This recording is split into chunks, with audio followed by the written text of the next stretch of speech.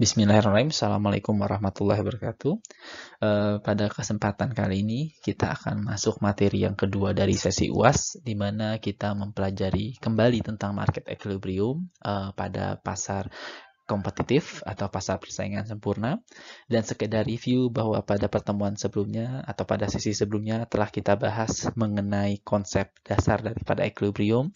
Kita juga sudah membahas mengenai asumsi daripada pasar persaingan sempurna dan bagaimana implikasinya kepada fungsi demand dan juga fungsi supply. Lalu kita juga telah membedakan baik itu jangka sangat pendek, jangka pendek maupun jangka panjang. Dan pada subtopik yang terakhir, kita juga telah mempelajari tentang eksternal ekonomis dan eksternal disekonomis dan bagaimana dampak daripada terjadinya eksternal ekonomis dan eksternal disekonomis terhadap fungsi supply. Nah, pada sesi yang kedua ini kita akan membahas kelanjutan materinya, di mana kita akan mempelajari mengenai keseimbangan itu sendiri, dan kita pisahkan yaitu keseimbangan pada jangka pendek maupun juga keseimbangan pada jangka panjang. Lalu pada materi yang kedua ini kita juga akan mempelajari mengenai bagaimana kalau seandainya perusahaan itu memiliki fungsi biaya yang tidak sama. Perlu diperhatikan bahwa sebelumnya kita dalam menyederhanakan masalah kita selalu mengasumsikan bahwa setiap perusahaan yang ada pada industri memiliki fungsi cost yang identik. Dan selanjutnya kita akan juga mempelajari tentang pajak dan bagaimana implikasi pajak tersebut terhadap keseimbangan. Dan yang terakhir adalah kita akan mempelajari mengenai mengenai keseimbangan pada pasar faktor produksi. Dan untuk melengkapinya ya juga di bagian terakhir nanti kita akan bahas mengenai existence dan uniqueness daripada keseimbangan itu sendiri. Oke, keseimbangan pada jangka pendek pada dasarnya berangkat daripada ide dasar yang sama, yaitu di sini kita memiliki kondisi yaitu supply sama dengan demand. Dan untuk memahaminya secara lebih detail, kalian bisa membaca buku Henderson and Kwon. Di situ dijelaskan dengan ilustrasi yang sangat baik sekali, di mana di sini diasumsikan ada 3 hal. Yang pertama adalah produsen itu diasumsikan secara instan bisa menghasilkan produk. Jadi di sini ada proses produksi yang sangat cepat sekali atau bahkan tidak ada sama sekali, langsung ada. Lalu yang kedua, buyers dan seller itu diasumsikan memiliki kontrak dan memiliki hak untuk membatalkan kontrak ataupun membuat kontrak baru dengan tawaran yang lebih menarik. Lalu yang ketiga adalah terjadinya informasi yang sempurna terkait dengan harga, di mana harga diketahui oleh semua pihak, baik itu buyer maupun sellers. Nah, diilustrasikan seandainya terjadi kontrak antara buyer dan seller pada harga tertentu, misalkan di sini adalah P0, dan kebetulan harga dalam kontrak tersebut ternyata lebih rendah daripada harga keseimbangannya. Dan kalau kita mempelajari lagi atau mengulang kembali konsep supply and demand, ketika harga lebih rendah daripada harga keseimbangan, maka tentu di sini akan terjadi excess demand, ya, di mana masih banyak demand yang belum terpenuhi, ya, karena key yang terbentuk itu lebih rendah daripada key keseimbangan. Dan dengan demikian, karena masih ada pihak-pihak yang belum mendapatkan produk-produk yang dia inginkan, maka tentu saja dia akan mencari, dan buyer di sini akan berani menyampaikan bid-nya ataupun penawarannya dengan tingkat yang lebih tinggi. Dan dengan demikian tentu akan membuat sellers tertarik, ya. Dan kalau seandainya asumsinya terpenuhi, di mana sellers atau buyer bisa memutus kontrak sewaktu-waktu, maka tentu saja sellers akan memutuskan kontraknya dan membuat kontrak baru dengan buyers dengan harga yang lebih tinggi. Pada materi sebelumnya yang sudah kita pelajari, yaitu mengenai keseimbangan di jangka pendek, tentu saja itu sangat mudah bagi kita untuk memahaminya, karena pada dasarnya hanya supply sama dengan demand. Nah, yang selanjutnya yang ini tentu saja berbeda dengan apa yang pernah kita pelajari sebelum-sebelumnya di program sarjana, yaitu kita akan mempelajari bagaimana terjadi keseimbangan pada jangka panjang. Sebelum kita mulai, perlu kalian ingat kembali bahwa dalam jangka panjang kita mengasumsikan ya adanya normal profit pada pasar PPS. Bagaimana mekanismenya? Kalau seandainya anggap misalkan di dalam industri terjadi adanya positive profit, maka hal ini akan mengundang banyak perusahaan-perusahaan yang tadinya tidak ada di industri untuk masuk ke dalam industri, dan karena ada asumsi free entry and exit, maka tentu saja dia akan secara langsung masuk ke dalam industrinya, dan pada kondisi demikian akan menggeser kurva supply-nya dan membuat harga menjadi lebih rendah. Dan lama-kelamaan ya dalam industri tersebut tidak lagi ada positive profit ya, di mana pada kondisi akhir atau keseimbangan di jangka panjang yang tersisa hanyalah normal profit yang akan diterima oleh semua perusahaan. Nah, dengan demikian ya, maka dapat kita simpulkan bahwa pada keseimbangan jangka panjang ya, bukan hanya supply harus sama dengan demand, tetapi ada satu kondisi lain yang harus dipenuhi, yaitu potensial profit bagi pemain baru harus sama dengan nol. Atau ini merupakan interpretasi lain dari yang kita sebut sebenarnya adalah sebagai normal profit.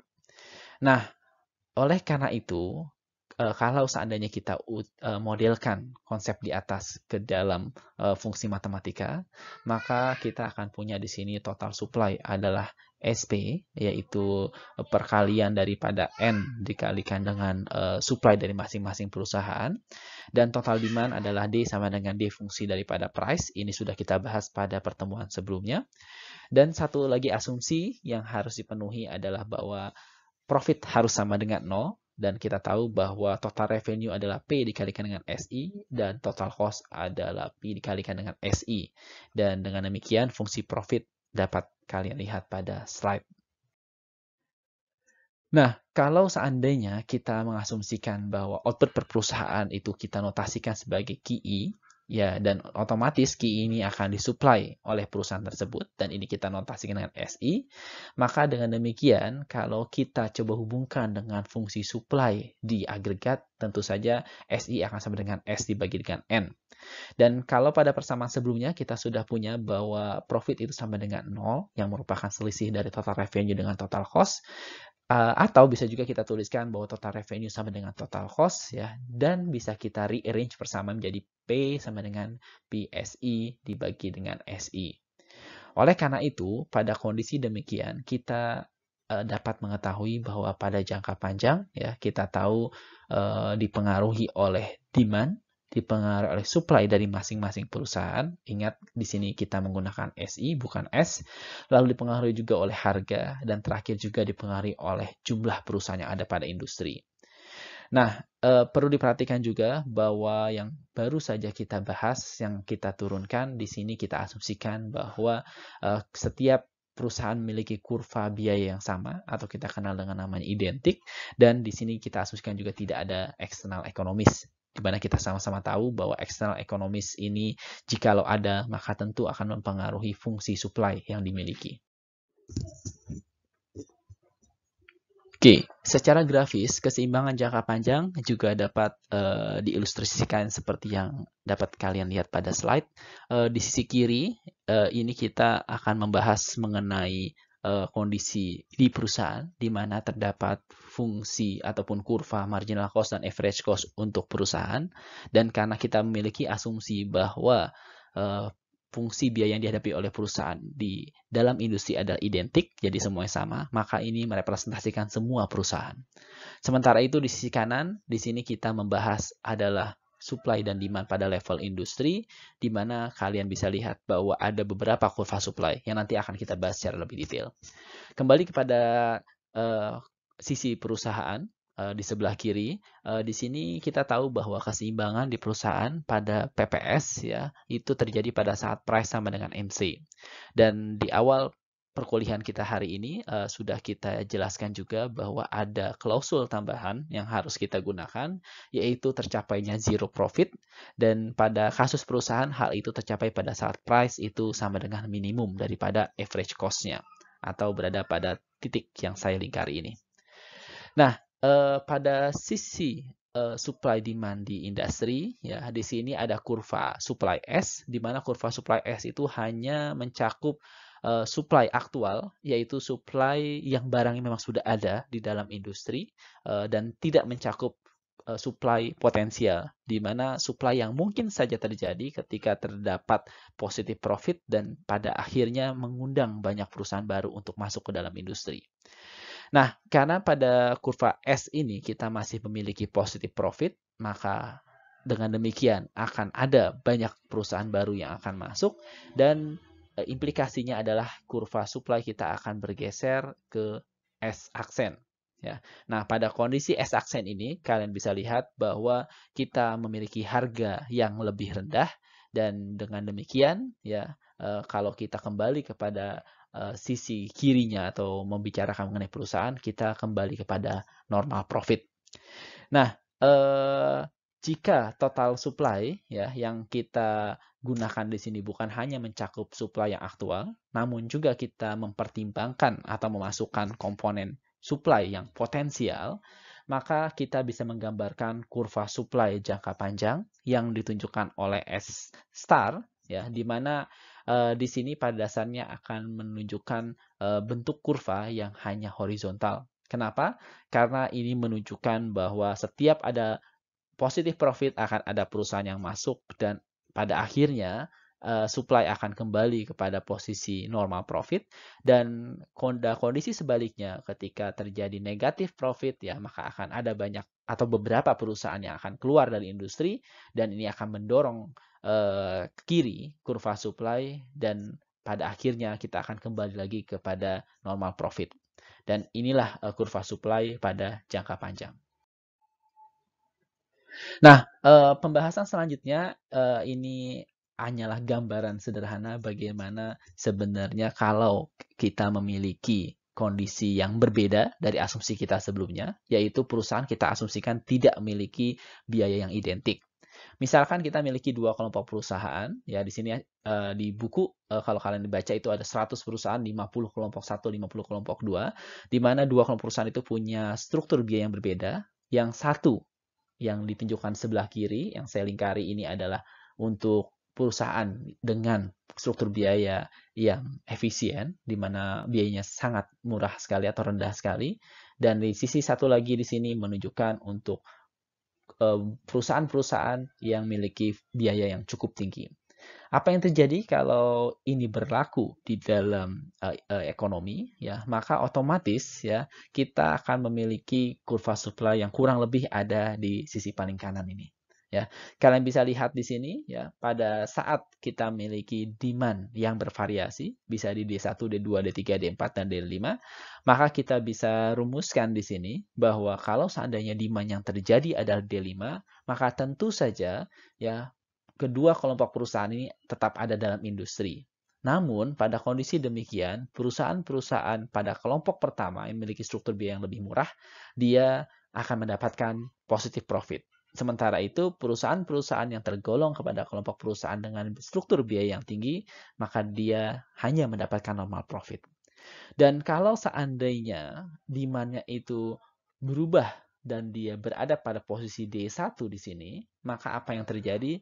Maka bisa kita tunjukkan bahwa semua perusahaan-perusahaan yang berada pada kelompok 2 atau dengan struktur biaya yang lebih tinggi itu akan keluar dari industri. Dan dengan demikian industri hanya diisi oleh perusahaan-perusahaan yang memiliki struktur biaya yang lebih murah.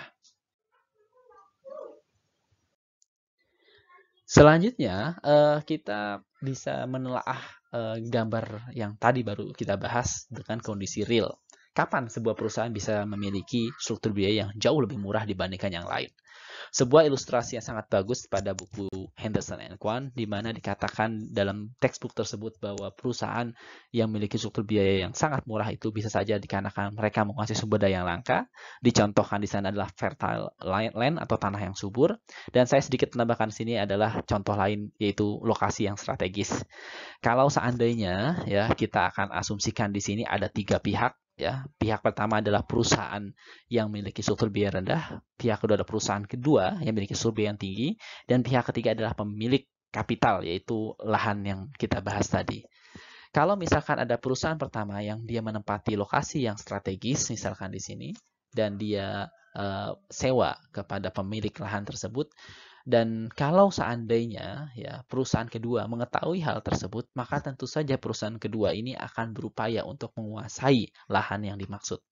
Dan perusahaan kedua ini akan berani menawar kepada pemilik lahannya itu dengan harga yang lebih tinggi, dan otomatis ya, karena di sini kita asumsikan setiap pihak dapat memutus kontrak kapanpun itu dan membuat kontrak yang baru, maka tentu saja si pemilik lahan itu akan beralih kepada perusahaan dua yang menawar dengan sewa yang lebih tinggi.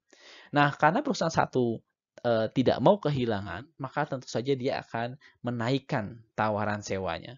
Dan hal ini dilakukan agar pemilik lahan tidak pindah ke perusahaan yang kedua. Dan pada kasus demikian, dan jika ini terjadi terus-menerus, maka apa yang terjadi?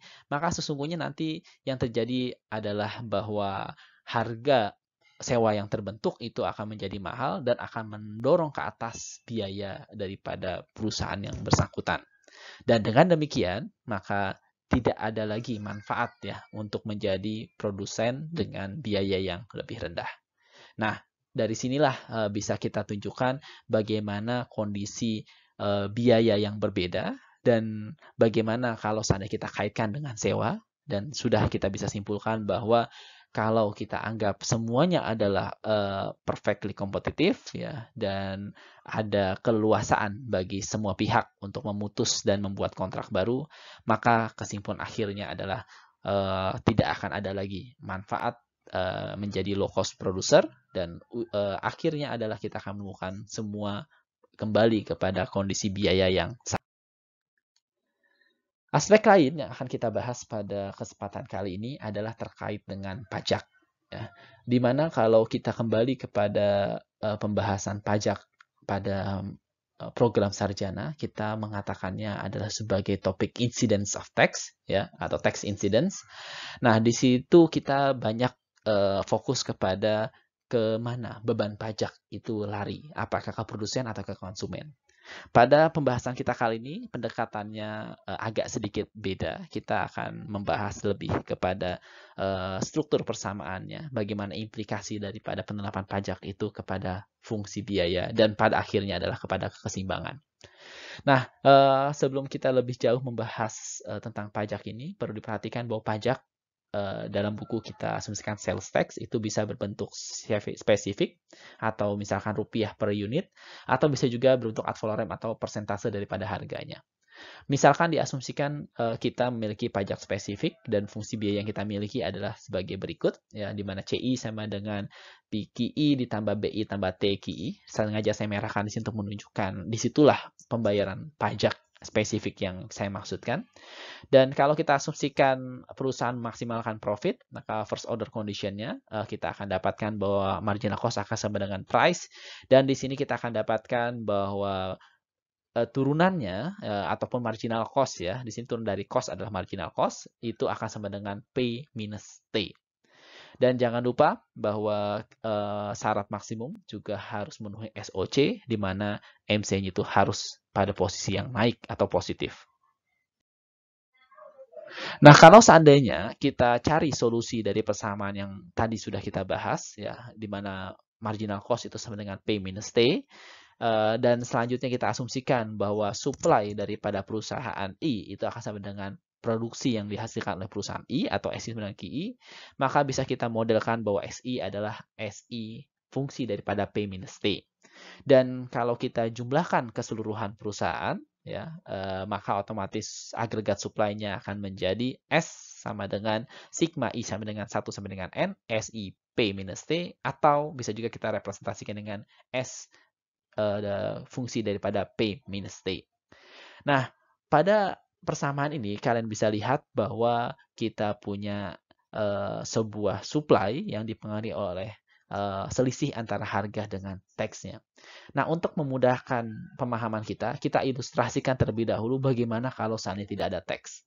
Kalau seandainya tidak ada teks, maka kita akan memiliki supply-nya adalah sebesar S0 dan harga yang terbentuk adalah sebesar P0.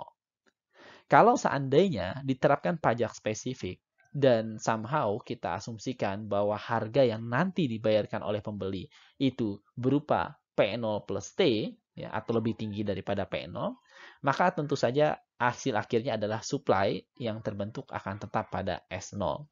Nah, pada kondisi demikian, maka keseimbangan yang terjadi adalah sekali lagi itu adalah demand akan sama dengan supply. Ya, jadi di sini, oh maaf saya salah, ini harusnya adalah demand dikurangi supply sama dengan 0. Ya, ini saya koreksi, ini harus adalah negatif. Oke, sekarang kita berlanjut bagaimana kalau seandainya pajaknya bentuknya ad valorem. Ya. Di sini fungsi biaya perusahaannya itu menjadi CI sama dengan PQI plus BI plus VPQI, yang berwarna merah itu menunjukkan adalah pembayaran pajaknya. Dan dengan menggunakan cara yang sama dengan sebelumnya, kita akan dapatkan fungsi marginal cost sama dengan price, di mana itu kita punya adalah P dikali 1 minus V.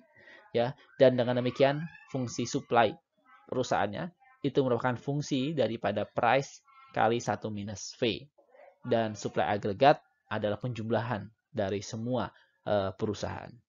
Nah, di aspek selanjutnya yang ingin kita bahas pada materi kedua ini adalah keseimbangan pada pasar faktor produksi. Secara umum konsepnya tidak jauh beda. Jadi kalau kalian sudah memahami yang awal, tentu akan mudah untuk memahami bagian ini. Pertama, kita juga harus mengasumsikan bahwa pasar faktor produksi itu memenuhi asumsi-asumsi perfectly kompetitif, ya. Dan itu terpenuhi jika yang pertama faktor produksi itu homogen, dan pengguna faktor ataupun buyers, sebelum kita selalu mengatakan itu adalah buyers, itu bersifat sama di mata pemilik faktor. Mohon maaf, ini banyak sekali kesalahan ketik. Lalu selanjutnya buyer dan seller itu memiliki jumlah yang sangat banyak atau jumlahnya sangat banyak sekali. Dan yang ketiga, buyer dan sellers itu sama-sama memiliki informasi yang sempurna terkait dengan harga dan lain sebagainya. Dan yang terakhir, dalam jangka panjang, buyer dan seller dapat dengan bebas keluar dan masuk industri atau dari keluar masuk pasar. Nah, kalau kita lihat 4 poin di atas, pada dasarnya itu semua sama persis dengan apa yang kita bahas pada pasar produk. Hanya yang membedakan di sini adalah aspek yang diperjualbelikan. Kita tidak membahas produk, melainkan faktor produksi.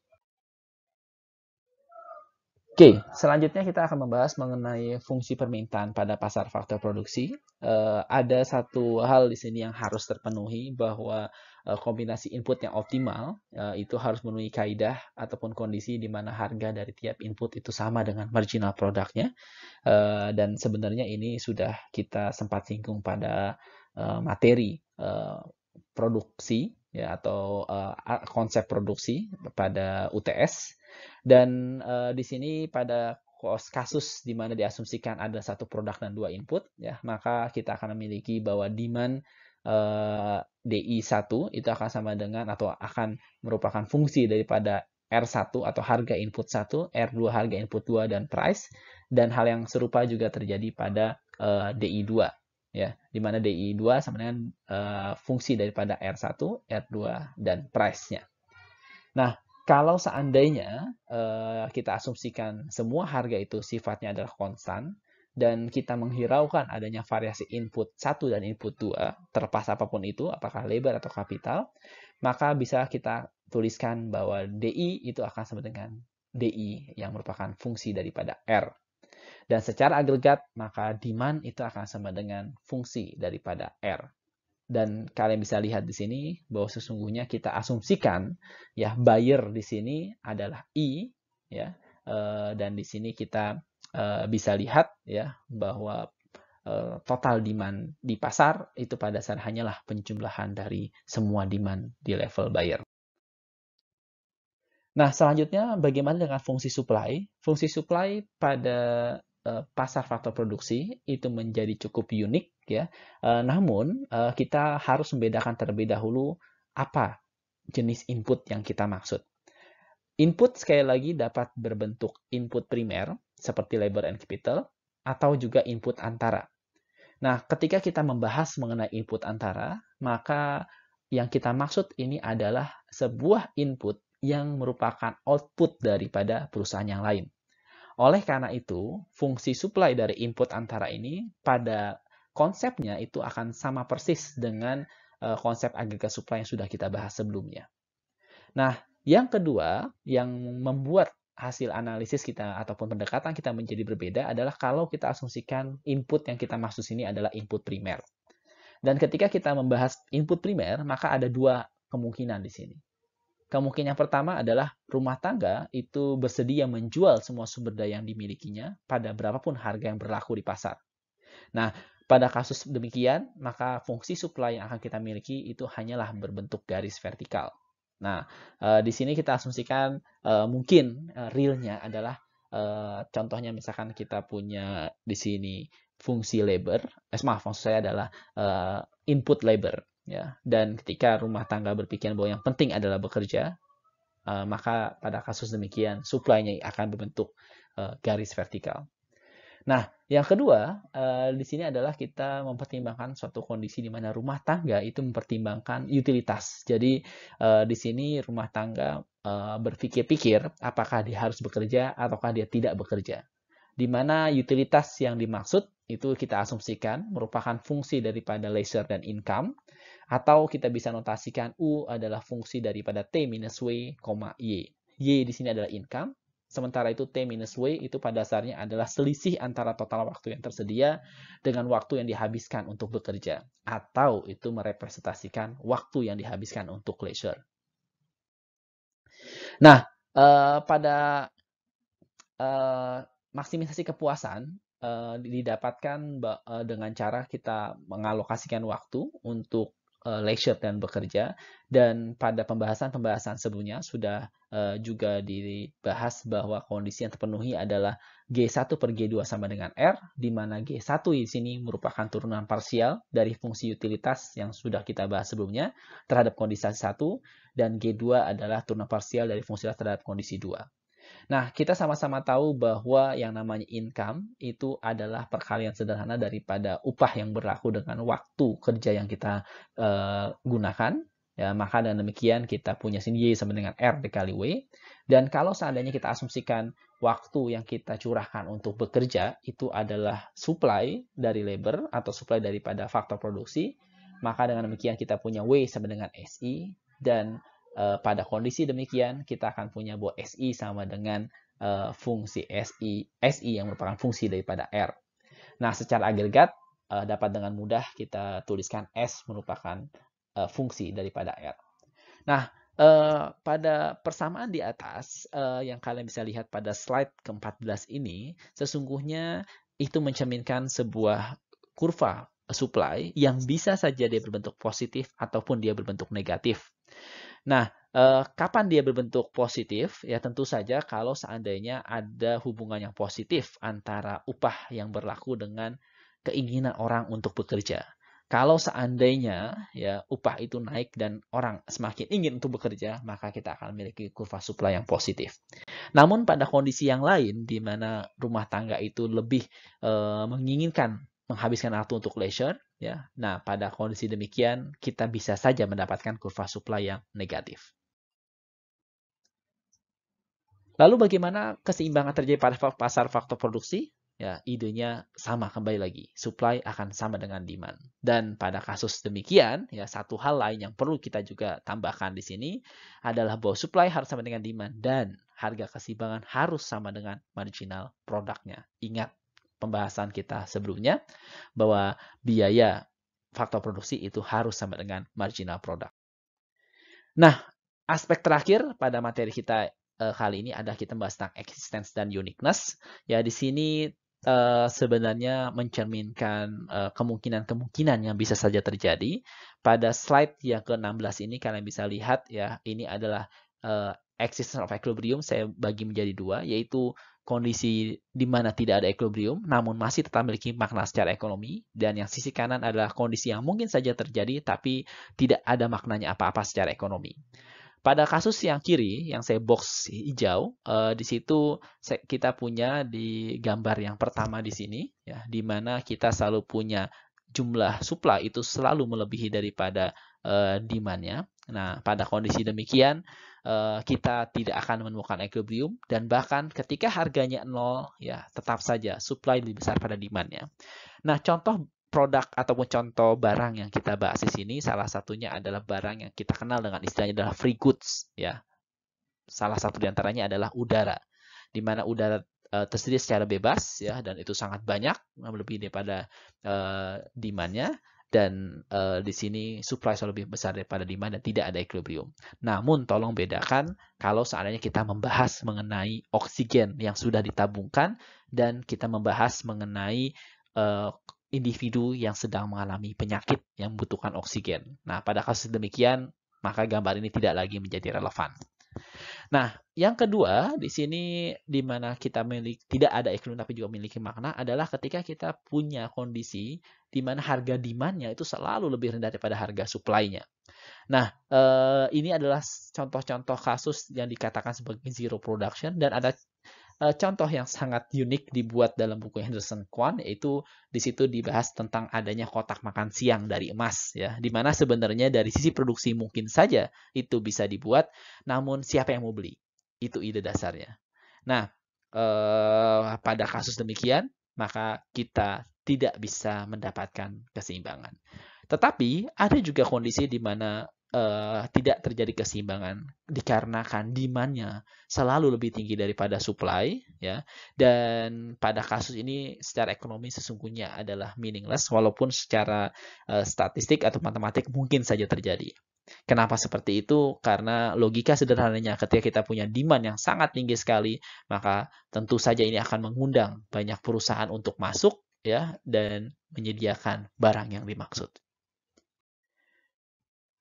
Aspek lain yang juga penting pada pembahasan kita adalah mengenai uniqueness daripada equilibrium itu sendiri, ya, di mana di sini ada saja kondisi di mana equilibrium itu punya lebih daripada satu. Pada kasus yang pertama di sini kita punya dua equilibrium. Di sini adalah equilibrium yang pertama, ini equilibrium yang kedua. Dan ini terjadi salah satu contoh yang banyak dibahas dalam literatur yaitu mengenai kondisi backward bending supply. Dan ini umumnya terjadi pada pasar tenaga kerja di developing countries. Itu dasarnya adalah ketika pada tahap-tahap awal, ya, supply di sini dia akan memiliki slope yang positif, artinya semakin banyak atau semakin tinggi harga daripada faktor produksi tersebut, maka akan semakin besar supply atau semakin banyak orang ingin bekerja. Tapi lama-kelamaan orang ketika sudah banyak bekerja, dia merasa mungkin sudah mencapai titik jenuh sehingga dia memandang leisure itu menjadi lebih penting daripada bekerja. Dan pada kondisi demikian, ketika harganya ditinggikan sekalipun, ya, maka buat dia tidak lagi menjadi menarik dan akhirnya dia mengurangi atau dia justru mengurangi waktu kerjanya, sehingga kita punya backward bending supply. Kasus yang lain yang mungkin saja terjadi, namun mohon maaf tidak bisa saya berikan contoh yang sangat mudah untuk dipahami, yaitu ketika terjadi lebih daripada dua, di sini kita punya ada 4 keseimbangan. 1, 2, 3, dan 4. Nah, pada kasus ini, ya, kita tidak memiliki uniqueness daripada equilibrium itu sendiri. Kasus yang terakhir yaitu adalah suatu kondisi di mana kita memiliki equilibrium pada selang tertentu. Jadi di sini diasumsikan misalkan pada harga sama dengan 100 sampai dengan harga sama dengan 200, ya. Di situ supply selalu sama dengan demand, ya. Nah, pada kondisi demikian maka kita punya N kemungkinan equilibrium yang terjadi. Nah, itu semua adalah aspek-aspek yang harus kalian pahami pada materi market equilibrium, khususnya untuk sesi yang kedua. Dan sebagai penutup, ya, seperti yang sudah saya jelaskan pada pertemuan pertama, akan ada tugas yang harus kalian selesaikan, yaitu tugasnya sangat sederhana sekali. Saya meminta kalian mencari sebuah paper yang membahas tentang external economics dan externalist economics. Coba telaah lebih dalam paper yang dimaksud, apa yang dilakukan oleh peneliti, apa yang coba dibuktikan dan bagaimana hasilnya, dan selanjutnya tulislah hasil penelaahan kalian dalam suatu paper kecil, ya, maksimum sekitar 4 halaman saja. Jadi sekali lagi maksimum adalah 4 halaman. Namun tolong pastikan bahwa tidak ada satupun paper yang sama yang dianalisis oleh mahasiswa yang berbeda. Kita punya 10 mahasiswa sehingga seharusnya mencari 10 paper yang terkait dengan topik yang saya maksud itu tidak menjadi tantangan yang luar biasa, ya, pasti akan bisa kalian dapatkan. Jadi saya rasa itu pertemuan kita untuk yang kedua. Mudah-mudahan dapat kalian pahami secara jelas, dan nanti kita akan lanjutkan pada diskusi seperti yang sudah kita lakukan pada sebelum-sebelumnya. Lebih kurang kami mohon maaf. Wassalamualaikum warahmatullahi wabarakatuh.